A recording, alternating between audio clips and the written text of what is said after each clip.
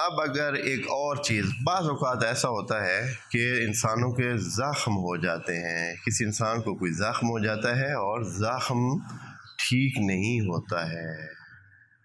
ہوتے ہیں بعض زخم جو ہے وہ بعض علاج کرنے کے باوجود پھر سے نکل آتے ہیں پھر سے. تو کہا گیا ہے کہ اگر اس صورت کو کسی صاف برتن میں لکھا جائے، اس صورت کو الطارق کو صاف برتن میں کس سے، زعفران سے لکھ لیں یا پھر کسی بھی اچھی چیز سے لکھ لیں جو بھی پاک صاف ہو، اس کے ساتھ اس کو لکھ لیا جائے اور پانی سے دھو کر، یعنی اس کا غسالہ جو ہے دھلا ہوا جو ہوتا ہے